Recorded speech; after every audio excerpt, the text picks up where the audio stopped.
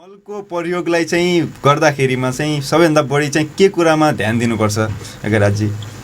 Okay, अब कुरो सुरुमा आछ उत्पादकत्व भनेको छ।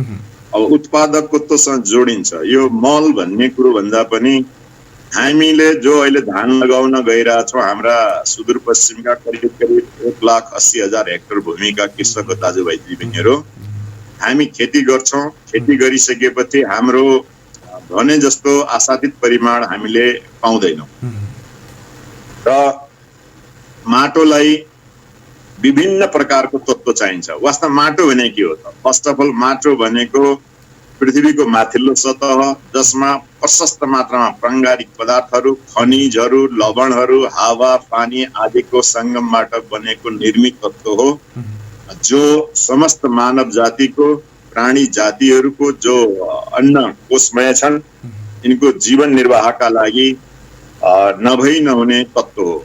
यदि माटो राम्रो छैन भने मानवको अस्तित्व पनि ड्यामेज हुँदै जान्छन्, डे बाई डे हरास हुँदै जान्छ। जुन कुरोहरू अहिले हेलो गुड मर्निङ नमस्कार अनि स्वागत छ। कार्यक्रम हो प्रभात विमर्श। आज पनि तपाईँहरूको हरदमको साथी पदम उपस्थित भइसकेको छ तपाईँहरूसँग विभिन्न विषयहरूमा विमर्श छलफल गर्नका लागि। त्यसै गरेर आज प्रविधिबाट पदमलाई साथ दिँदै हुनुहुन्छ सुनिलजीले भने, त्यसै गरेर फेसबुक लाइभमा जोडेर चाहिँ आज सहयोग गर्दै हुन्छ छोटुजीले। पक्कै पनि आजको दिनमा पनि हामी तपाईँसँग 38 देखि 39 को बिचको यो 1 घण्टाको समयमा विभिन्न विषयमा केन्द्रित रहेर विमर्श गर्नेछौँ। कहाँ हुनुहुन्छ, कस्तो हुनुहुन्छ, पक्कै पनि स्वस्थ मस्त व्यस्त रहिरहनु भएको होला भनेर चाहिँ विश्वास लिएँ मैले। पक्कै पनि यदि हामीलाई दिनेश खबर को अफिसियल फेसबुक पेजबाट चाहिँ लाइभ हेर्दै हुनुहुन्छ भने देश बाहिर देशभित्रै पनि तपाईँले यो काम गर्नुहुन्छ। तपाईँकोतिरको मौसमको जानकारी गराइदिन आजका लागि पनि अनुरोध गरेँ। पक्कै पनि हाम्रोतिर भने आज पनि न घाम लागेको छ न पानी परेको छ, मौसम ठिकै छ, चिसो चिसो भनौँ न है। हुन त जेठको महिनामा त्यति चिसो पाइँदैन मौसम, तर आजकल भने 1-2 दिन भएको छ मौसम त्यति गर्मी रहेको अवस्था छैन। हाम्रो धनगढीतिर तपाईँकोतिर के कस्तो भइरहेको छ लेखिदिन अनुरोध गर्छु। त्यसै गरेर यदि दिनेश FM 93.8 मेगाहर्जबाट तपाईँ यो कार्यक्रम हेर्दै हुनुहुन्छ भने पक्कै पनि हाम्रै नजिक वरिपरि हुनुहुन्छ होला, कैलाली कञ्चनपुरमा हुनुहुन्छ होला र अन्य केही जिल्लाहरूमा हामीलाई तपाईँले सुन्न सक्नुहुन्छ दिनेश FMबाट भने। पक्कै पनि आजको दिनमा पनि हामी तपाईँहरूसँग विभिन्न विषयमा कुराकानी गर्छौँ। त मैले सुरुमा पनि भनिसकेँ तपाईँलाई आजको दिनमा दिन विशेषको कुराकानी गर्नेछु। दिन विशेषमा आज विश्व बाल श्रम विरुद्धको दिवस छ। सम्पूर्णलाई चाहिँ शुभकामना। यसको बारेमा आजको दिन विशेषमा तपाईँहरूलाई म जानकारी गराउँछु इतिहासको विषयमा र कसरी यो सुरुवात भयो, अहिले कुन स्थितिमा छ र हाम्रो देशको हाम्रो समाजको परिस्थिति कस्तो छ बाल श्रमका लागि हैन, बाल श्रमलाई चाहिँ कुन तरिकाले लिन्छ र अवस्था के छ त हाम्रो, यो विषयमा पनि आजको दिनमा कुराकानी गर्नेछौँ। त्यसै गरेर विश्वभरि घटेका 1-2 घटनाहरू तपाईँहरूलाई आज म ताजगी गराउनेछु, याद दिलाउने प्रयास गर्नेछु हैन। हिजो इतिहासमा आजका दिन के चाहिँ चर्चामा थिए त हैन, यो विषयमा तपाईँलाई आज म याद दिलाउनेछु, अर्थात् तपाईँलाई म जानकारी गराउनेछु। त्यसै गरेर आज विशेष श्रृङ्खला छ। हामी तपाईँ आफ्नो स्वास्थ्यको त ख्याल गर्छौँ, तर हाम्रो तपाईँको स्वास्थ्यलाई चाहिने कुरा सबैभन्दा मुख्य कुरा हो खाना र अहिलेको मौसम छ रोपाइँको। हामी सबैलाई दाल भात नखाने सायदै होला हामी नेपालीहरू, त्यसैले यो खेती गर्दाखेरिमा अहिले धेरै जस्तोले हामीलाई सुन्नुहुन्छ होला यो मौसममा बिहानीको समयमा। त्यसैले मल खादको कसरी चाहिँ प्रयोग गर्ने, मल खादको महत्त्व के छ, कसरी उत्पादकत्व बढाउने लगायतका यावत विषयमा आज कुराकानी गर्नका लागि मैले यज्ञराज जोशीजीसँग कुराकानी गर्नका लागि समय मागेको छु। उहाँ कृषि विकास निर्देशनालय राजपुर डोटीका चाहिँ पक्कै पनि प्रमुख हुनुहुन्छ। उहाँलाई यो विषयमा आज तपाईँहरूलाई छलफल गरेर चाहिँ जानकारी गराउने प्रयास हामी गर्नेछौँ। र आज 2078 जेठ 19 शनिबार रहेको जानकारी गराए। शनिबार छ त भन्दाखेरिमा एक किसिमको हैन, ओहो आज शनिबार रहेछ भन्ने किसिमको जमात पनि होला। पहिला अफिस नियमित गइराख्ने, हिजो अस्ति पनि अफिस जान नपाएका तपाईँहरू धेरैलाई यो लाग्न सक्छ, तर आज शनिबार त शनिबार नै हो है, आज छुट्टी मनाउने भन्ने किसिमको हुन्थ्यो होला पहिला, जतिखेर अवस्था यस्तो थिएन। तर केही समयपछि अझ यो आउन सक्छ, पर्खिनुहोस्। पक्कै पनि शनिबारको दिन फेरि रमाइलो गर्नका लागि भनेर हामीले एक किसिमको पहिल्यैदेखि तयारी गरेर चाहिँ अगाडि बढ्ने दिन आउन सक्छ, आउला, पक्कै पनि आउँछ नै, यो विश्वास राखौँ। र आज इसाई सम्बन्धको कुराकानी गर्दाखेरिमा 2021 जुन 12 तारिक रहेको जानकारी गराए। आज द्वितीया हो तिथिको कुराकानी गर्दाखेरि भने विश्व बाल श्रम दिवस आजको दिनमा परेको छ। मैले सुरुमा पनि भनिसकेको थिएँ, विश्व बाल श्रम विरुद्धको दिवसको सम्पूर्ण बालबालिकाहरूलाई शुभकामना। त्यसै गरेर सबै अभिभावकहरूलाई शुभकामना। तपाईँहरूका बालबालिकाहरू कोही पनि यसरी बाल श्रममा पर्नु नपरोस् भनेर चाहिँ हामी शुभकामना दिन्छौँ। तपाईँले पनि यो किसिमको वातावरण बनाउन सहयोग गर्नुहोला भनेर अनुरोध गर्छौँ।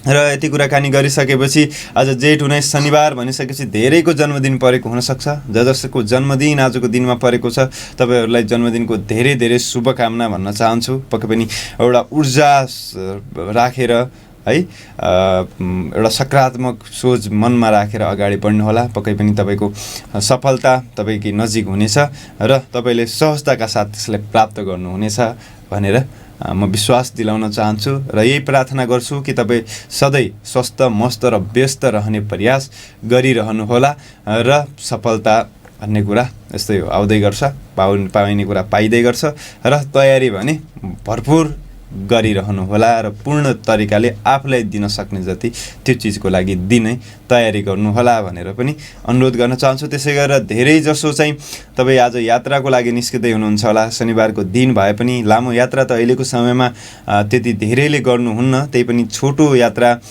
भनौँ यताउता गर्ने है, अफिसरको कामले, धेरै महत्त्वपूर्ण काम, अन्य कामहरूले पनि तपाईहरूलाई एक किसिमले यात्राको लागि चाहिँ बाध्य पार्दैछ होला। तपाईँको यात्रा पक्कै पनि सफल हुनेछ। एउटा पवित्र उद्देश्य लिएर गरिएका यात्राहरू असफल हुने कुरा हुँदैन। एउटा मनमा सकारात्मकता लिएर अगाडि बढ्नुहोला र तपाईँको यात्रा रमाइलो हुनेछ भनेर मैले विश्वास दिलाउन चाहेँ र यही प्रार्थना गरेँ। यति कुराकानी गरेपछि धेरै जस्तो अहिले हामीलाई जसले सुन्दै हेर्दै हुनुहुन्छ पक्कै पनि नयाँ काम गर्ने, सुरुवात गर्ने सोचमा हुनुहुन्छ होला। तपाईँ सम्पूर्णलाई चाहिँ हामी नयाँ काम जे गर्ने सोचिरहनु भएको छ त्यस सफल हुनेछ भनेर पनि भनौँ न, हाम्रो शुभेच्छा प्रकट गर्न चाहन्छौँ। सफल रहोस्, हामी यही प्रार्थना पनि गर्छौँ। र जसले हामीलाई हेर्दै सुन्दै हुनुहुन्छ तपाईँको आजको दिन पक्कै पनि शुभ रहनेछ। तपाईँले पहिला गरिरहेका कामलाई निरन्तरता दिने सोचिरहनु भएको हुनसक्छ। ती कामहरू आज जति उद्देश्य जति आज पुरा गर्ने सोचिरहनु भएको छ त्यो पुरा होस्, यही कामना गर्छु। र यति कामना गरिसकेपछि अब हामी ढिला नगरिकन हाम्रो नियमित दिन जस्तै एउटा मिठो साङ्गीतिक कोसेलीतर्फ जोडिन्छौँ। साङ्गीतिक कोसेलीपछि भने हामी आजको दिन विशेषमा विश्व बाल श्रम विरुद्ध दिवसको बारेमा तपाईँहरूलाई जानकारी गराउने प्रयत्न म गर्नेछु भने विश्वभरि घटेका आजका दिनका घटनाहरूको बारेमा तपाईँलाई ताजगी गराउने कोसिस म गर्नेछु। त्यसै गरेर यज्ञराज जोशीजी कृषि विकास निर्देशनालय राजपुर डोटीका प्रमुख हुनुहुन्छ। उहाँसँग यो माटो अनि त्यसपछि मल र यो मौसमको विषयमा चाहिँ कसरी चाहिँ उत्पादकत्व बढाउने यो विषयमा चाहिँ तपाईँहरूलाई म जानकारी गराउनका लागि उहाँसँगको विमर्श आज तपाईँलाई म सुनाउनेछु। हामी विमर्श गर्नेछौँ उहाँ र म। अहिले बिहानको समय यति मिठो साङ्गीतिक कोसेली सुन्नुभयो, कस्तो लाग्यो? पक्कै पनि मजाको लागेको होला भन्ने मैले विश्वास लिएको छु। सङ्गीतले भनिन्छ मस्तिष्कलाई चाहिँ 90% भन्दा बढी सक्रिय बनाउँछ अरे। त्यसैले 90% सक्रिय भइसकेपछि तपाईँ हामीलाई सुन्दै हुनुहुन्छ जसले अहिले साङ्गीतिक कोसेली सुन्ने अवसर पाउनुभयो। र हामी फेसबुक लाइभमा भने साङ्गीतिक कोसेली बजाउन सक्दैनौँ, कारण भनेको कपिराइटको इस्युहरू आउँछ। त्यो भए हुनाले चाहिँ हामीले यो भनौँ न तपाईँहरूलाई प्रदान गर्न पर्ने एउटा सेवा मध्येको यो चाहिँ हामीले सकिरहेका छैनौँ। तर पनि अबको केही दिनपछि हामी कार्यक्रमको मोडेलै चेन्ज गरेर छौँ। त्यो भए हुनाले चाहिँ तपाईँको हिजो पनि मैले तपाईँहरूलाई प्रतिक्रिया माग्नका लागि भनेको थिएँ। आज पनि म अनुरोध गर्छु, हाम्रो कार्यक्रम कस्तो भइदिए चाहिँ तपाईँलाई तपाईँ आफ्नो त पाउनुहुन्थ्यो, तपाईँलाई बढी लाभदायी हुन्थ्यो। यो कुरा चाहिँ जानकारी गराइदिनका लागि भनेर मैले हिजो फोन कलहरू लिने प्रयास गरेको थिएँ। एक दुईवटा फोन कलहरू त आएको थियो, तैपनि त्यति धेरै प्रतिक्रियाहरू चाहिँ आइ नसकेको छ। त्यसैले यदि तपाईँलाई त्यस्तो लागेको छ भने फेसबुक लाइभ हेर्दै हुनुहुन्छ होला, फेसबुक लाइभमै पनि तपाईँले छोड्न सक्नुहुन्छ, सार्वजनिक ग्रुपमै। त्यसमा कुनै आपत्ति हुने कुरा भएन। तपाईँले लाइभ सेयर गरिदिएर पनि सहयोग गर्नुहोला भनेर चाहिँ अहिलेको समयमा अनुरोध गर्न चाहन्छु। र ढिला नगरिकन आजको दिन विशेषमा म प्रवेश गर्न चाहन्छु। दिन विशेषको कुराकानी गर्दाखेरिमा आज विश्व बाल श्रम विरुद्धको दिवस छ। सबैभन्दा पहिला म यो विषयमा चाहिँ के कुराकानी राख्छु, त्यसपछि विश्वभरि घटेका आजका दिनका घटनाहरू तपाईँको बिचमा म राख्ने नै छु। कुराकानी गरौँ सार्वजनिक यातायातका मूल ढोकामा एउटा हातको झिनो आडमा तुलुङ्ग झुन्डिरहेको एउटा बालक जो ढोकामा ठडाउँदै मानिस बोलाउँदै चालक र यात्रु बीचको दूरी तय गर्ने प्रमुख भूमिका खेलिरहन्छ। ढोकाको ढकढक्याइले यात्रुलाई गाडी चढ्न जनाउ त गर्छ, तर आँखै अगाडि उसका बाल अधिकार हनन भइरहँदा समेत त्यो ढकढकमा हाम्रा हृदयका ढुकढुकीहरूले किन सुन्न नसकेको हो? घरबाट निस्केका फोहोरजन्य वस्तुहरूभित्र केही वस्तु सङ्कलन गरी जीवनको खोजीमा बोरा बोकेर हिँडिरहेका सडकका बालबालिकाहरू कहिल्यै यताबाट खेदिन्छन्, कहिल्यै उताबाट उत्तारिन्छन्, सभ्य समाजको तुच्छताको सामना गर्छन्। उनीहरू पनि हाम्रा छोराछोरी भाइबहिनी अनि हाम्रा स्वयंका बाल शाखा सङ्गीहरू जस्तै हुन् भनी किन बुझ्न नसकेका हौँ? कोरोना लकडाउनका समयमा यसरी घरविहीन बालबालिकाहरू कसरी बाँचेका होलान्? के खाएर होला अनि के गरेर गुजारा गरिरहेका होलान्? हामीमध्ये कतिले सोच्यौँ त? अभिभावकको आर्थिक अवस्था दैविक प्रकोपले अल्लिएका तथा रोजगारी तथा शिक्षा दीक्षाको आकर्षणमा परेर सहर भित्रिएका केटाकेटीहरूलाई घरेलु कामदारका रूपमा बालबालिकाहरूलाई भारी र जोखिमयुक्त काममा लगाउने कार्य यथावत देखिन्छ। उनीहरूलाई पढ्न नपठाउने र पठाइएमा पनि पर्याप्त पढ्न समय नदिने क्रम सभ्य समाजमा चलिरहेकै छ।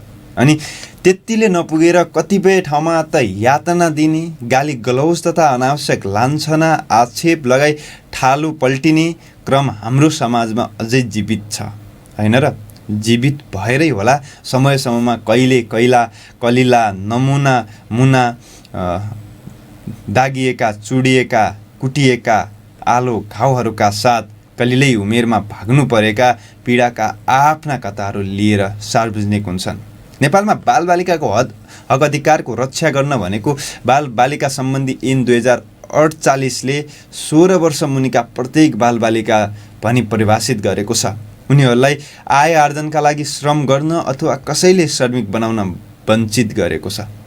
यो जुन महिनाको 12 तारिकमा विश्वभरि मनाइने अन्तर्राष्ट्रिय बाल श्रम विरुद्धको दिवसले नेपाली समाजलाई पनि झकझक्याउन सकोस्। सन् 2021 को बाल श्रम विरुद्धको दिवसको नारा चाहिँ तपाईले सीमित नरहेर, नारामा मात्रै सीमित नरहेर आफ्नो कर्तव्यमा पनि हामी एकअर्का अगाडि बढ्न सकौँ भन्ने कामना गर्छौँ। समग्र अन्तर्राष्ट्रिय समुदायलाई बाल श्रम अन्त्य गर्न यो वर्ष आह्वान गरिएको छ। कोरोना सङ्क्रमण, आसन्न लकडाउन र बन्दाबन्दीको कारणले बाल श्रमलाई थप बढावा दिएको छ। भारतका विश्वविख्यात बाल अधिकार अभियन्ता अनि नोबेल पुरस्कार विजेता कैलाश सत्यार्थीका भनाइ यहाँ राख्न चाहन्छौँ। शिक्षा बिनाको बाल्यकाल बाल्यकाल नै होइन र स्कुलबाट वञ्चित एकजना युवा भए पनि धेरैजना वञ्चित भए सरह हो। वास्तवमै अत्यन्तै दुःखदायी कुरा हो कि लाखौँ बालबालिकाहरू अनेक कारणले न्यूनतम बाल अधिकारबाट वञ्चित छन्। उनीहरूको हाँस्ने, खेल्ने र पढ्ने बाल्यकाल खोसिन्छ। अझ दुःखदायी कुरा त यो हो कि यति पीडा देखेर पनि पीडक चाहिँ समाज अझै मौन छ। चेतनाको स्तर बढेको होला तर केटाकेटीहरूको स्थिति अझै उस्तै छ। अन्तर्राष्ट्रिय श्रम सङ्गठन ILO कन्भेन्सनको भाग 138 मा नेपालले पनि हस्ताक्षर गरी ऐक्यबद्धता जनाएको छ। उक्त भाग अनुसार बालबालिकाको हप्ताको 14 घण्टा कार्य गर्न सक्नेछन्, तर यस कार्य बापत उनीहरूको नियमित विद्यालय, स्वास्थ्य र समग्र विकासमा कुनै हानि पुग्नु हुँदैन। अब कल्पना गरौँ, माथि उल्लेखित हाम्रा समाजका बालबालिकाहरू जो सार्वजनिक यातायात सहचालक छन् वा बोरा बोकेर प्लास्टिकमा टुक्रा पछाडि कुदिरहेका छन्। नेपाल को यो स्थिति होटलमा खाना पस्किँदैछन्, ग्राहकले खाएको जुठो कटकटिएको भाँडामा भविष्यको धमिलो छाया खोज्दैछन्। के उनीहरूसम्म यो कानुन र समानता पुगेको छ त? के हो त बाल श्रम? यो विषयमा पनि जान्नु जरुरी छ। शारीरिक वा मानसिक तवरले परिपक्व मानिसले गर्ने काम श्रम हो भने बाल श्रम बालबालिकाले गर्ने अपरिपक्व उमेरमा परिपक्व झैँ गर्ने शारीरिक अथवा मानसिक श्रम हो। जुनसुकै खालको रोजगारयुक्त कार्य जहाँ बालबालिकाले बाल्यकालमा प्रत्यक्ष अवसर पुग्दछ, स्कुल जान अवधि पुग्छ अथवा मानसिक, सामाजिक र शारीरिक रूपमै बालबालिकालाई असर पुर्याउने नियमितका कामहरू यदि बालबालिका संलग्न हुन्छन् भने या संलग्न गराइन्छ भने त्यसलाई बालश्रम भनिन्छ। बालश्रमले बालबालिकाको सुनौलो भविष्यका लागि आवश्यक शिक्षा तथा उसको प्राकृतिक विकासको अवसरबाट वञ्चित गराउँछ। कुनै पनि देशमा बालश्रमको अवस्था कायम हुनु उक्त देशमा अल्पविकसित हुनुको प्रतिबिम्ब पनि हो। जसरी देशको विकासमा सबै नागरिकको भूमिका महत्त्वपूर्ण हुन्छ, बालबालिकाको भूमिका पनि त्यति नै महत्त्वपूर्ण हुन्छ।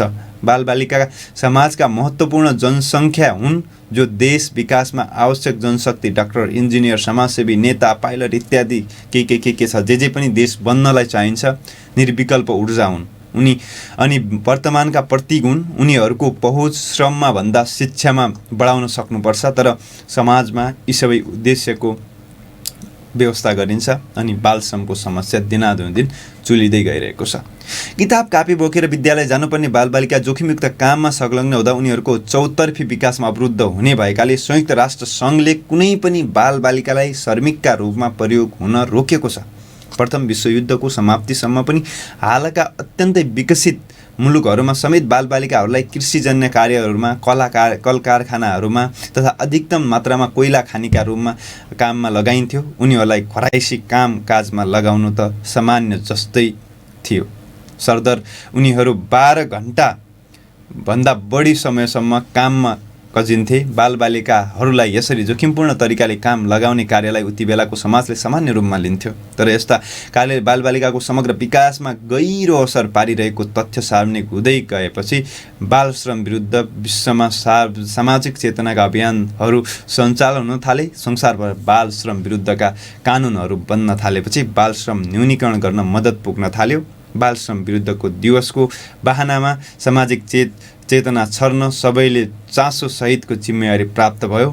बालबालिकालाई काममा लगाउनु नेपालको सन्दर्भमा पनि कानुन विपरीत मानिन्छ। नेपाल एउटा अल्पविकसित तथा विश्वमा गरिब राष्ट्रहरूको सूचीमा सूचीकृत देश त हो, तथापि हामी माया अनि सद्भावमा भने पक्कै गरिब छैनौँ। बालबालिकाहरूप्रति जिम्मेवार अनि बालश्रमयुक्त समाज केवल कागज, स्टिकर, ब्यानर या प्रस्तावना पत्रमा मात्र नभई समग्रमा सुखमय बालापनको स्वतन्त्रता सहितको बालबालिका भएको देशको सपना साकार बनाउन हामी सबैले आफ्नो ठाउँबाट बालश्रम मुक्त समाज निर्माणको प्रयास थाल्नुपर्छ। कलमको फूल जस्तै कयौं बालबालिकाहरू अझै पनि कमलरी जस्तो कुप्रथामा बन्धक छन्। धेरै अझै हुन सक्छन्। समाजलाई यसबारे खबरदारी गर्न जरुरी छ। अनेक बहानामा आधुनिक दास बनाइएका त्यस्ता अबोध बालबालिकाहरूलाई छुटकारा दिलाउन तिनको जीवनमा शिक्षाको ज्योति फैलाउन सक्ने सामर्थ्य हामीमा छ त? आजको नेपाल शिक्षित नेपालीहरूको सभ्य देश हो। बालश्रमजन्य सेवाहरू र वस्तुहरू बहिष्कार गर्ने सामर्थ्य हामी सबैमा होस्। राज्यको संयन्त्र अनि प्रावधानमा बाल श्रम विरोधी अनि बाल सुलभ कार्य र संरक्षण अभियान प्रभावकारी रूपमा लागू होस्। श्रम र बालबालिका छुट्याएर समानताको लहर छाओस्। बालबालिकाहरूले सपनाको लागि काम गर्न पाउन्। 2 छाक खान नसक्ने परिवारका बाल सदस्यहरू श्रममा जानुपर्ने बाध्यता आखिर कहिलेसम्म रहन्छ त नेपालमा? बालबालिका राज्यका दायित्व हुन्। फूलहरूले फक्रन पाउनुपर्छ। संसारभर आफ्नो योग्यताको रङ छर्न पाउन्। सबैको जय होस्। बाल श्रम विरुद्धको दिवसको सबैलाई शुभकामना। यो कुराकानी मैले तपाईँलाई गरेँ। सुयोगजीले तयार पारिदिनु भएको यो तथ्यमूलक विभिन्न कुराकानीहरू तपाईँको माझमा राखेँ। पक्कै पनि यो जानकारीमूलक भएको होला भन्ने मैले विश्वास लिएको छु। अब भने तपाईँहरूलाई फेरि म आज विश्वभरि आज के भएको थियो 1-2वटा घटनाहरू तपाईँहरूलाई याद दिलाउने भनौँ न, ताजुगी गराउने प्रयास गर्छु। आजकै दिन भनौँ, अब 2018तिर जाउँ। धेरै पहिला त भन्दा पनि 2018मा आजको दिनमा के चर्चा थियो त? जसरी आज सामाजिक सञ्जालमा भनौँ अर्थात् रेडियोहरू कार्यक्रमहरूमा सबैभन्दा बढी चर्चाको विषय के थियो त? 2018मा आजको दिनमा के घटना घटेको थियो त? यो विषयमा भन्छु। आजकै दिन अमेरिकाका राष्ट्रपति डोनाल्ड ट्रम्प र उत्तर कोरियाली शासक, उत्तर कोरिया अब कस्तो छ अनि अमेरिकाको व्यवहार कस्तो छ त्यो हामी सबैलाई थाहा छ। यी दुईटै देशको चाहिँ पहिलोचोटि चाहिँ भेट भएको थियो आजकै दिन 2018मा र विश्वभरि किसिमको भनौँ न अब शान्तिको लागि पहल हुन्छ कि भन्ने थियो। त्यसपछि अवस्था झनै बिग्रिएको पनि हामीले त्यही बेला सुन्न पाएका थियौँ। आज सिङ्गापुरमा चाहिँ आजकै दिन 2018मा चाहिँ भेट भएको थियो। यो एउटा जानकारी गराएर अर्को जानकारी भने 1991 तिर लग्न चाहन्छु। हामीले सबैले सुनेको नाम हो रसिया। त्यहाँको व्यवस्था, शासकीय व्यवस्था पनि समय समयमा विभिन्न तरिकाले चर्चामा आउने गर्छ। त्यहाँको आजको दिनको एउटा घटना सुनाउन चाहन्छु।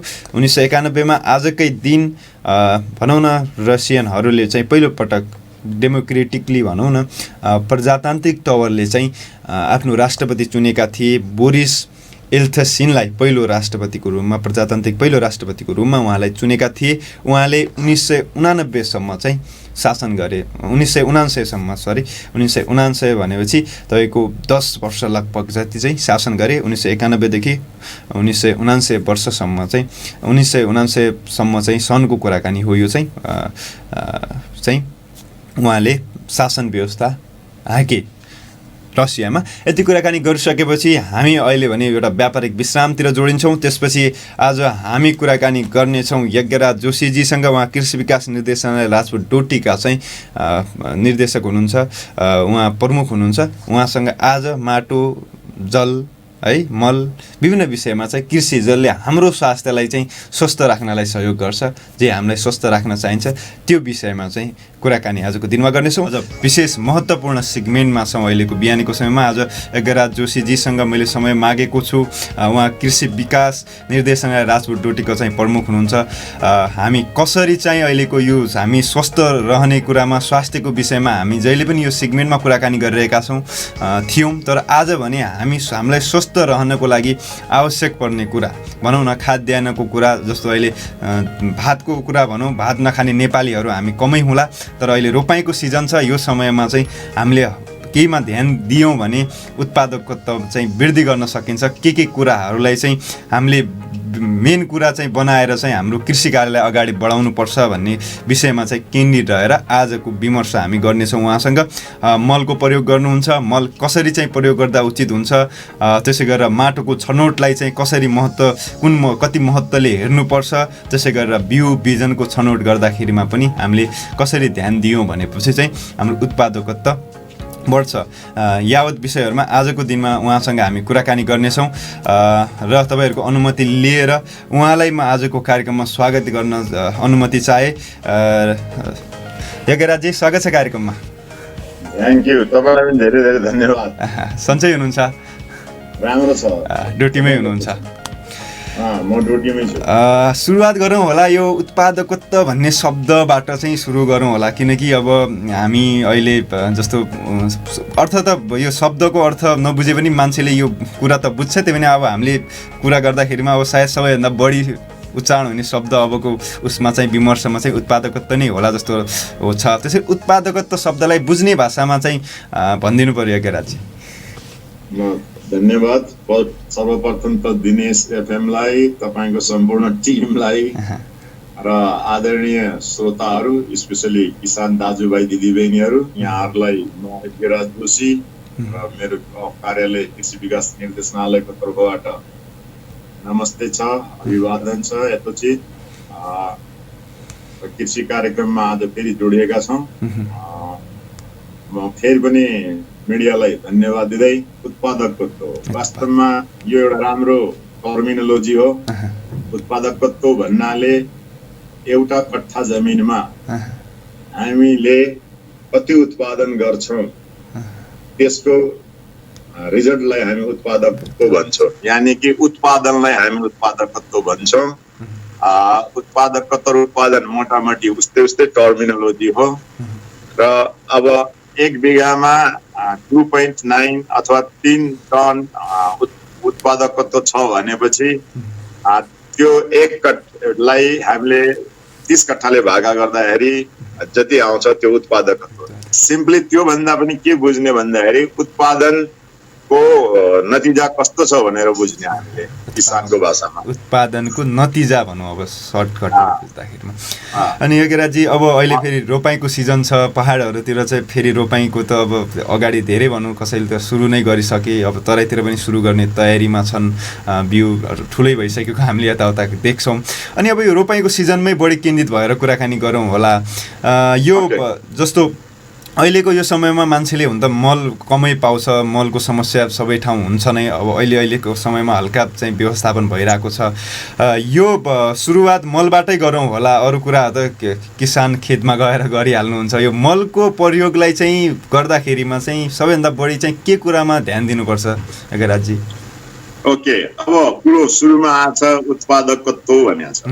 अब उत्पादकत्वसँग जोडिन्छ यो मल भन्ने कुरो भन्दा पनि हामीले जो अहिले धान लगाउन गइरहेछौँ, हाम्रा सुदूरपश्चिमका करिब 1,80,000 हेक्टर भूमिका कृषक दाजुभाइ दिदीबहिनीहरू, हामी खेती गर्छौँ। खेती गरिसकेपछि हाम्रो भने जस्तो आशातीत परिमाण हामीले पाउँदैनौँ र माटोलाई विभिन्न प्रकारको तत्त्व चाहिन्छ। वास्तव माटो भने के हो त? फर्स्ट अफ अल माटो भनेको पृथ्वीको माथिल्लो सतह जसमा प्रशस्त मात्रामा प्राङ्गारिक पदार्थहरू, खनिजहरू, लवणहरू, हावा पानी आदिको सङ्गमबाट बनेको निर्मित तत्त्व हो, जो समस्त मानव जातिको, प्राणी जातिहरूको जो अन्न कोषमय छन्, यिनको जीवन निर्वाहका लागि नभई नहुने तत्त्व हो। यदि माटो राम्रो छैन भने मानवको अस्तित्व पनि ड्यामेज हुँदै जान्छन्, डे बाई डे हरास हुँदै जान्छ। जुन कुरोहरू अहिले हाम्रो देशमा हामी देख्न पाउँछौँ र हामीभन्दा पनि बढी भारततिर बढी प्रभावित छ। यसर्थ किसान दाजुभाइ दिदीबहिनीहरूले धान रोप्ने सिजनमा एकदम टाइममा रोप्नुहुन्छ, टाइममा काट्नुहुन्छ, त्यो एकदम राम्रो छ।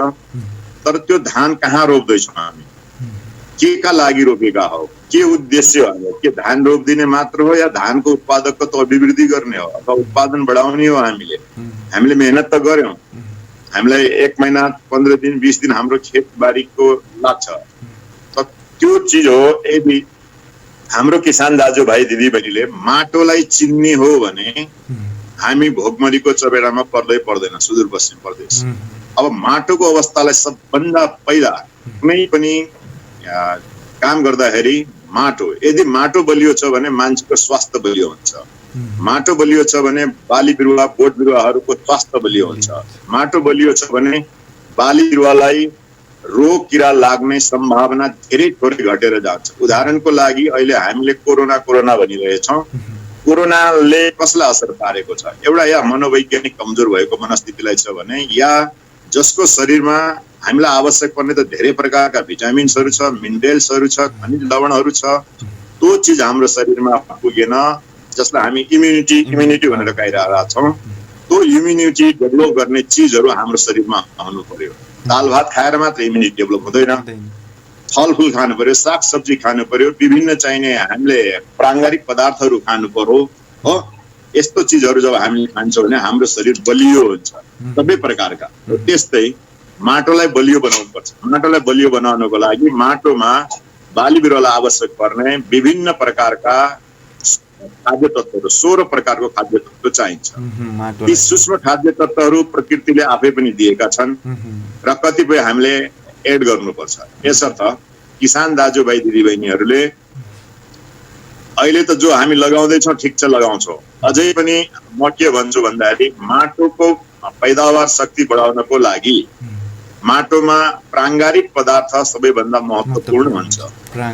र प्राङ्गारिक पदार्थ भनेको के हो त भन्दाखेरिमा गाई बस्तुको गोबर मल, प्राङ्गारिक मल, कम्पोस्ट मल, हरियो मल, गडेउलाको मल, यो जसको मात्रामा जति बढी हुन्छ त्यसको उत्पादन, त्यसको उत्पादकत्व, त्यसको बाली बिरुवाको स्वास्थ्यको अवस्था साह्रै सुन्दर हुन्छ। यो चिज मेरो अनुभवमा हाम्रो किसानहरूको खेतबारीमा धेरै थोरै मैले पाउँदछु। र यसका अलावा तराईको 2टा जिल्लाहरूमा प्राङ्गारिक पदार्थको अवस्था एकदम कहाली लाग्दो छ, डर लाग्दो छ। किसान दाजुभाइ दिदीबहिनीहरूले मल पाएन, रासायनिक मलै पाएन भन्ने गुनासो छ। त्यो रासायनिक मल हामीले माटोमा हाल्नुभन्दा अगाडि हामीले के कुरो बुझ्नुपर्छ भन्दाखेरि मेरो माटोले यो रासायनिक मल पचाउन सक्छ कि सक्दैन। यदि सक्दैन भने तपाईले मलको लाइनमा लागेर मल हाल्दै हुनुहुन्छ भने तपाईको माटोले पचाएन भने त्यो चुहिएर उडेर खेर जान्छ। अब किन त्यो बिरुवामा ताकतै हुन्न। उदाहरणको लागि एउटा पाचन प्रणाली कमजोर भएको मान्छेलाई बढी चिल्लो पदार्थ खुवाइदियो भने उसलाई डायरिया भए चाहिँ माटोलाई पनि त्यस्तो प्रकारका अपूर्णहरू देखा पर्छ, माटो बिरामी पर्छ। यसर्थ अहिले त जे भयो अब आइन्दा किसान दाजुभाइ दिदीहरूले लगाउनु पर्दाखेरिमा माटोको यथाशक्य माटोको परीक्षण गर्ने, मेरो माटो कस्तो छ, के बिरामी लागेको छ, यसमा के पोषण पुगेको छैन। जस्तै मान्छेलाई भिटामिन ए पुगेको हुन्न भने हामीले क्याप्सुल खुवाए चाहिँ माटोलाई अम्लीयपना छ कि, माटोमा क्षारीयपनाको मात्रा बढी छ कि, माटोमा प्राङ्गारिक पदार्थ हेर्ने खास प्राङ्गारिक पदार्थ कस्तो छ मेरो माटोमा। त्यसपछि हामी केही परीक्षण प्रयोगशालामा हामीले ल्याएर माटोलाई चेक गर्ने र माटो सुधार अभियान हरेक गाउँबाट, हरेक तहबाट, हरेक पालिकाबाट, हरेक चाहिने कृषिसँग आबद्ध भएका विभिन्न संस्थाहरूले यदि माटो सुधार अभियानकै रूपमा सञ्चालन गर्ने हो भने हाम्रो अहिले खेती योग्य जमिनबाट हामी 2 गुणादेखि 3 गुणा अभिवृद्धि गर्न सक्ने हामीसँग प्रशस्त ठाउँ रहेको छ पदमराजजी। पक्कै पनि यो जस्तो मैले मलकै कुरा जोडिरहेको थिएँ, तपाईँले यो एकदम तरिकाले बुझ्ने भाषामा सबै कुरा जोडिदिनु भयो, यसको लागि त म आभारी रहन्छु नै। अनि यज्ञराजजी यो अब जस्तो अहिले जस्तो कुराकानी गर्नुभयो नि त उत्पादकत्वको विषयलाई जोडेर चाहिँ माटोसम्म हामी पुग्यौँ, तर जस्तो अब तपाईँहरूसँग त डाटा पनि यो तरिकाले केलाइरहनु भयो होला, जस्तो कैलाली कञ्चनपुरको कुरा जोड्नुभयो यो 2-4 जिल्लामा चाहिँ। अनि पछिल्लो अब जस्तो तपाईँले आफैले चाहिँ अफिसमा काम गर्न सुरु गरेदेखि भनौँ न यो डाटाहरूसँग नियमित खेलिरहेको हुनाले चाहिँ कस्तो पाउनुहुन्छ यो हाम्रो अहिले उत्पादकत्व चाहिँ यो वर्ष घटिरहेछ कि यो अब जस्तो प्रविधिहरू केही भित्रिएपछि चाहिँ यो बढिरहेको छ उत्पादकत्व? थोरै बढिरहेको छ, जबरजस्त बढाइरहेछौँ हामीहरू। फेरि हाम्रो एउटा केमिकली हामी बढाइरहेछौँ, केमिकली रासायनिक पदार्थहरू प्रयोग गरेर त्यो दिगो हुँदैन, दीर्घकालमा अझ बढी चाहिँ घाटा गर्न सक्छ यसले। त्यसले केही वर्षपछि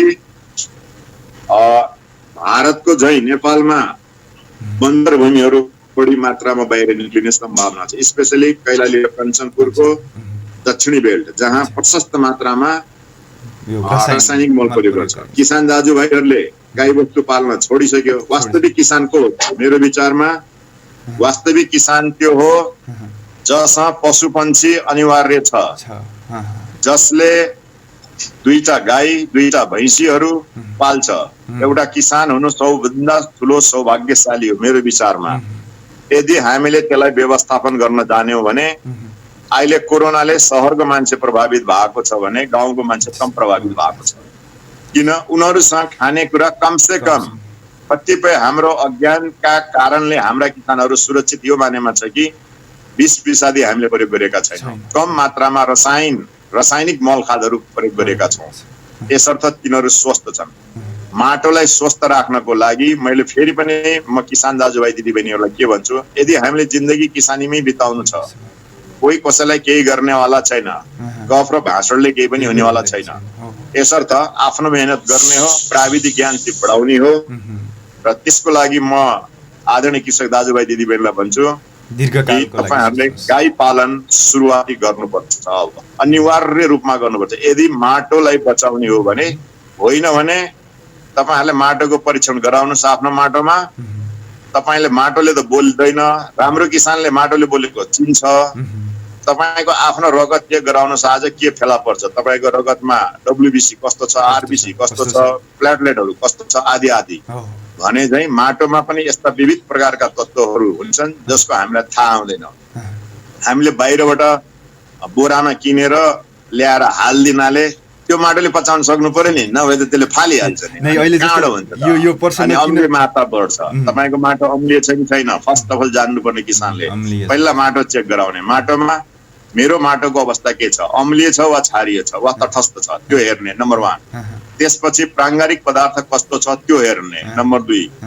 त्यसपछि मोटामोटी 3-4 वटा अरू सामान्य खाद्य तत्व हेरिदिन्छ, नाइट्रोजनको मात्रा हेरिदिन्छ। जो नाइट्रोजन भनेको युरिया तपाईले बुझ्ने भाषामा, तपाईको माटोमा अलरेडी पहिले नै नाइट्रोजन कस्तो छ, फस्फोरसको अवस्था के छ, पोटासको अवस्था के छ, त्यो थाहा पाइसकेपछि मात्र बजारबाट मल किनेर आफ्नो माटोमा हाल्नुपर्छ, नभए तपाईँ पैसा खेर गइरहेछ। उता बालीले खान सकिरहेको छैन, यता पैसा पनि उडिरहेछ। जस्तो त्यही त अब रोपाई सुरु भयो, रोपिसकेपछि सिधै युरिया लियो फालिदिने चलन छ नि त हाम्रो यतातिर, त्यसैले चाहिँ बढी यो माटो बिग्रिरहेको पनि छ। अनि अब यो विषयमा पनि कुराकानी गरौँ होला, यो माटोको विषयमा। अनि युरियाको अब ठान्ने हो र भोलि दीर्घकालीन रूपमा सोच्ने हो भने यति कुराले पनि मलाई लाग्छ काफी हो। अब चिन्तन गर्ने, दीर्घकालीन रूपमै कृषि गर्नेका लागि चाहिँ अहिलेदेखि चाहिँ यो विषयलाई चाहिँ ध्यान दिएर चाहिँ मलको प्रयोगलाई चाहिँ भनौँ न व्यवस्थित गरेर चाहिँ अगाडि बढ्यो भने चाहिँ एउटा उत्पादकता बढ्ने साइड त्यो भयो। र अर्को कुरा माटोको परीक्षणलाई चाहिँ ध्यान दिएर मात्रै चाहिँ त्यसमा अरू चिज प्रयोग गर्ने भन्ने भयो। अनि यो बिउको सवालमा पनि केही कुराकानी गरौँ होला। जस्तो यो बिउको सवालमा पनि या त पहिल्यैदेखि भनौँ न जे अब राख्ने गरेका छ त्यसलाई चाहिँ राखिराख्यो र पछि आउँदो वर्ष पनि त्यही प्रयोग गर्ने भन्ने एउटा त्यो चलन हाम्रोमा। अर्को चलन भनेको बजारबाट त्यो माटो चेक गर्नु छैन, त्यो गर्नु छैन, सिधै एउटा बिउ छ र हालिदिनु नि त, तौलिदिनु लग्यो अनि छर्किदियो। यसले चाहिँ कस्तो असर पारिरहेको चाहिँ पाउनु भएको छ? अब यस्तो कुरामा अध्ययन भइरह होला। अब अर्को इम्पोर्टेन्ट इनपुट भन्छौँ हामी, त्यो बिउ हो। फेरि अब माटो यदि बलियो छ भने राम्रो बिउले काम गर्छ, माटो छैन माटैमा हो कि खेलभरि सब माटै, यसको जति पनि साइकल छ सोइलमै जान्छ। अब तपाईले बिउ एकदम राम्रो ल्याउनु भयो, एउटा कम्पनीबाट ल्याउनु भयो कैलालीको, क्वालिटीको बिउ छ, तर तपाईको माटोमा त्यो पचाउने क्षमतै छैन, माटोमा त्यो पावरै छैन, गर्दैन। ओके, अब बिउलाई नै मैले जोडे, लामो गफ यसमा जति गरे पनि हुन्छ।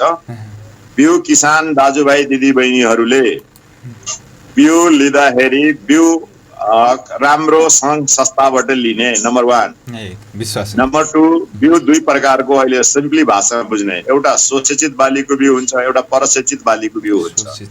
जस्तै धान गहुँ यिनीहरूको बिउहरू हामीले राम्रो बिउ उत्पादन गरेर आफैले पनि जगेर्ना गरेर राख्न सक्छौँ र त्यसलाई नै प्रयोग गर्न सक्छौँ भने कतिपय किसानहरूको धेरै मात्रामा त्यो बिउ चाहिन्छ भने उनीहरूले त्यो भण्डारण गर्न सक्दैन भने त्यो आजभोलि धेरै कम्पनीहरू पनि खुलिसकेको छ। असल बिउ भयो भने, माटो यदि राम्रो छ र असल बिउ पायो भने 10 देखि 40% उत्पादनमा वृद्धि हुन्छ फेरि।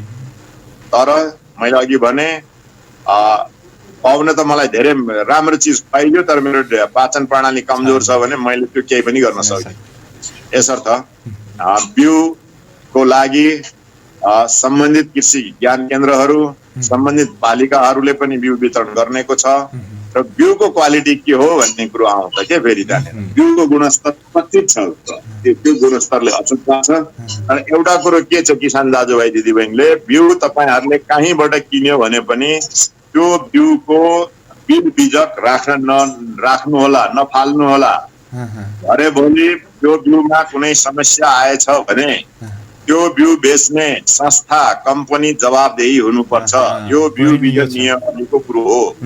र यसर्थ बिउ छान्दाखेरि एग्रोभेटबाट जेनरली लिने चलन हुन्छ, विभिन्न कम्पनीबाट लिने चलन हुन्छ। शोध खोज गरेर हामीले सबै बिउ बिजन कम्पनीहरू, एग्रोभेट्सहरूलाई पनि हामीले यो कुराहरू हाम्रा विभिन्न निकायहरूले पटक पटक अभिमुखीकरण गर्ने, सम्झाउने, बुझाउने काम त भइराखेकै छ। उहाँहरूलाई सर्टिफिकेट दिइन्छ, उहाँहरूलाई प्रमाणपत्र दिन्छ, नेपाल सरकारले जारी गरेको आधिकारिक ठाउँबाट लिने, आफ्ना यस्ता प्रमाणहरू जोगाइराख्ने, यो काम चाहिँ हामीले गर्नुपर्छ। प्रसङ्ग राम्रो आयो जस्तो लाग्यो मलाई गिराजी। यो जस्तो अहिले जो बिउको सवालमा यो ढाट्ने छल्ने किसिमको चाहिँ यदि किसान त्यस्तोमा पर्यो भने यो कुन निकायले चाहिँ यो सम्बन्धी अब कारबाहीको लागि कुन निकाय चाहिँ धकधकाउनु पर्छ किसानलाई? निकाय नै चाहिँदैन। अहिले सबभन्दा राम्रो के छ भने जसले बिउ बेच्छ, जसले जेनेटिक मेटेरियल सप्लाई दिन्छ त्यो नै जवाबदेही हुन्छ। त्यसैमा प्रष्ट कुराहरू छ। नम्बर 1 अब मैले अघि यहाँहरूलाई भने नि त्यो कागज पत्रहरू राख्ने, अलि आधिकारिक निकायहरूबाट लिने, त्यसमा सङ्केत पत्रहरू हुन्छन्, पहेँलो, नीलो, सेतो यस्ता सङ्केत पत्र, त्यो बुझ्ने, बिउमा शुद्धता कति छ त्यो हेर्ने, उमार शक्ति छ त्यो लेखेकै हुनुपर्छ, त्यहाँ मिति लेखेकै हुनुपर्छ। यदि त्यो छैन भने त्यो नक्कली हो फेरि। यो चाहिँ बुझ्नुपर्छ किसान दाजुभाइ दिदीबहिनी। बिउ खरिद गर्दाखेरिमा ध्यान दिनुपर्ने कुरा एकदम धेरै महत्त्वपूर्ण कुरा लाग्यो मलाई यो चाहिँ। र अनि यज्ञराजजी लगभग अन्तिमतिर आयौँ। धेरै कुराहरू त अब समेटिए जस्तो चाहिँ मलाई चाहिँ लाग्यो। त्यही पनि अब मैले त विषय मात्रै उठान गरिदिएको, अब मैले त सामान्य जानकारी पनि छैन भनौँ न योसँग सम्बन्धित। केही त्यस्तो छुटेका अनि त्यो भन्नुपर्ने कुराहरू कृषक हाम्रा दाइ दिदीहरू भनौँ न, अब म चाहिँ भनौँ उहाँहरूलाई त्यस्तो किसिमको केही जानकारी दिनै पर्ने कुराहरू मैले केही सोध्न छुटेको छ भनेपछि त्यो राखिदिनका लागि पनि अनुरोध गरेँ मैले। ओके, फर्स्ट अफ अल त म यो तपाईँले मलाई आज 3 दिन अगाडि सम्पर्क राखेको हुनाले मैले सोचेँ कि भित्रै आज मैले पनि मौका पाएँ भाषण गर्ने भनेर भाषण गरौँला भने चाहिँ समय सार्नै रहेछ। मेरा मनमा लागेका धेरै कुराहरू मेरो किसानलाई मैले डेलिभर गर्न पाइनँ। अझै 4-5 मिनेट छ। म मेरो किसान दाजुभाइ दिदीबहिनीहरूलाई एउटा विनम्र अनुरोध के गर्छु भन्दाखेरिमा मैले पनि काफी लामो समय आफ्नो विद्यार्थी कालबाट म यहाँ पुगेँ। मैले धेरै परिवर्तनहरू देखेँ, तर मैले परिवर्तन भएको चाहिँ देखेन। यसर्थ तपाईँहरूलाई पनि भ्रममा नपर्नुहोस्। छोटो कुरो, जसले मेहनत गर्यो मेहनती किसानले फल पाउने हो।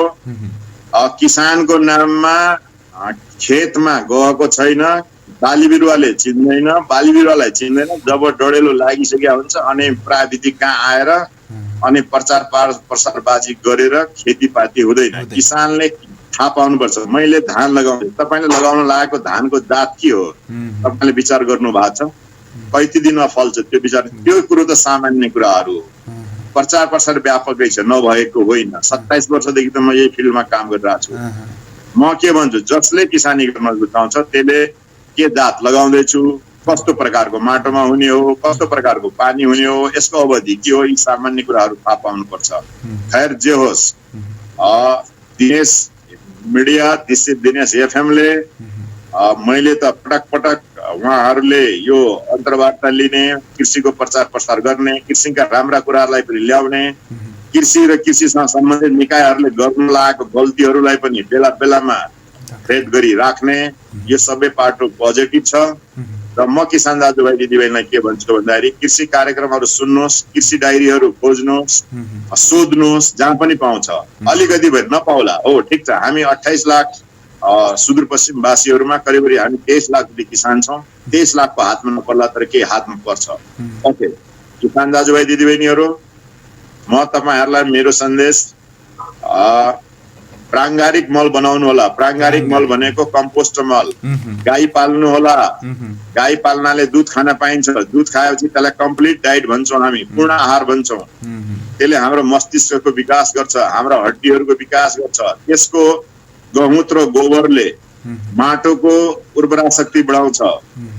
माटोको उर्वरा शक्ति बढे मात्र उत्पादकत्व बढ्छ र माटोमा पानी अडाउने क्षमता राख्छ, पानी सोच्ने क्षमता राख्छ, जराहरूलाई फैलाउन मद्दत गर्छ।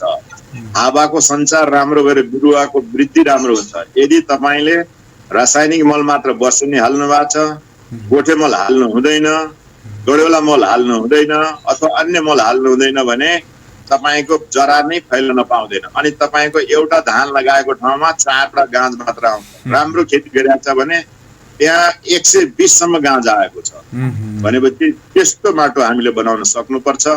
प्राङ्गारिक खेतीतर्फ ध्यान दिनुपर्छ। स्याउला सोतरहरू जम्मा गर्नुपर्छ। जङ्गलको माटो ल्याएर केही हदसम्म छर्नुपर्छ। र सजिलो उपायमा तपाईँलाई बताउँछु, एकदम हाइली इफेक्टिभ, तपाईँले युरिया डिएपी प्रयोगै नगर्नुपर्ने दिन आउँछ। तपाईँहरूले गडेउली मल उत्पादनमा ध्यान दिनुहोस्, आफै पनि गर्नुहोस्। अहिले कृषि विकास निर्देशनालयले गएको वर्षदेखि माटो सुधार अभियानमा सानो सानो कार्यक्रमहरू चलाएको छ र यो वर्ष पनि हामीले थुप्रै ठाउँहरूमा गडेउला मलको लागि खुला सूचनाहरू फाल्छौँ। र मान्छेले यतिसम्म बेच्यो कि 2.5 लाखको गडेउला मात्र बेच्यो, जिउँदो गडेउला 50 क्विन्टलसम्म मल बेचेको छ। उदाहरणको लागि एउटा पहाडी जिल्लाको डडेलधुराको भागेश्वर गापाको एकजना चक्र ठकुराडी किसानको मैले उदाहरण दिन चाहे। त्यस्तै टिकापुरमा धेरै यस्ता उद्यमीहरू छन् जसले गडेउला मलको खेती गर्दै आएका छन्। त्यस्तै ठाउँ ठाउँमा छ। यसलाई बढाउनु पर्छ। सबै निकायहरूले बढाउनु पर्छ। हामीले कृषिलाई माया गर्नुपर्छ, सरकारी निकायले पनि माया गर्नुपर्छ। र किसान दाजुभाइ दिदीबहिनीहरूलाई म अनुरोध के गर्छु भन्दाखेरिमा यो कोरोना पनि आउने हो, यस्ता धेरै व्याधा विघ्नहरू आउलान् र तपाईहरुले कमसे कम यो वर्षमा 15 वटा फलफुल बोट लगाउनु होला आफ्नो बालबच्चाको स्वास्थ्यको लागि। र एक कट्ठा जमिनमा अथवा आधा कट्ठा जमिनमा करेसाबारी लगाउनु होला। हरेक दिन 400 ग्राम तरकारी खानुपर्छ अनि हामी कोरोनासँग लड्न सक्छौं।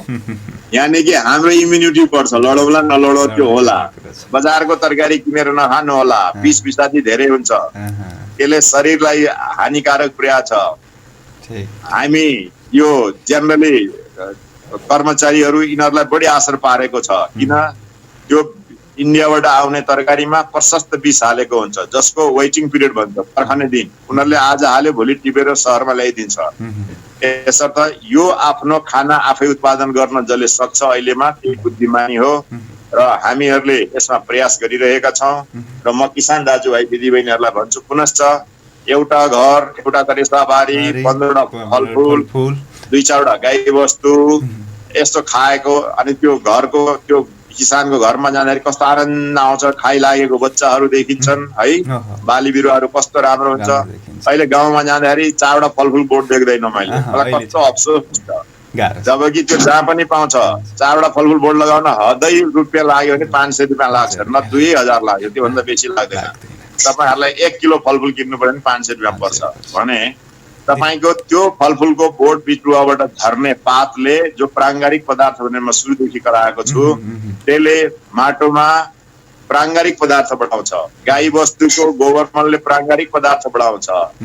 यसर्थ ठाउँ ठाउँमा खेतको बीच बीचमा रुख बिरुवाहरू लगाउने, डाले घाँसहरू लगाउने व्यवस्थित रूपमा गर्यो भने किसानी जीवन भनेको यो बहुत सुन्दर जीवन छ, राम्रो छ, सात्विक जीवन छ, सदाचार छ, शान्ति छ, एकमा छैन।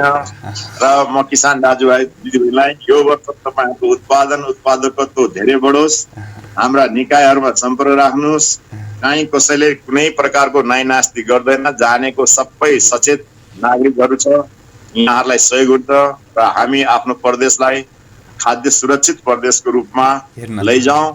सरकारी निकायको योजनाले मात्र बन्दैन, तपाईहरुका ती पाखुरीहरू, तपाईहरुको त्यो बल, त्यो मेहनतले बन्छ। म यति भन्दै यहाँहरू सबैलाई धन्यवाद दिन्छु। हस्, धेरै धेरै धन्यवाद यज्ञराज जोशीजी। यति महत्त्वपूर्ण विचार र अपेक्षै थिएन भनौँ न, अब सिरियसली भन्दाखेरिमा यति धेरै कुराकानीहरू समेट्न सक्नुला भन्ने चाहिँ मलाई चाहिँ। त्यही पनि अब तपाईँले यति राम्रो प्रयास गरिदिनु भयो र यति व्यस्तताका बावजुद पनि धेरै मिटिङहरू रोकेर पनि हामीलाई समय उपलब्ध गराइदिनु भयो।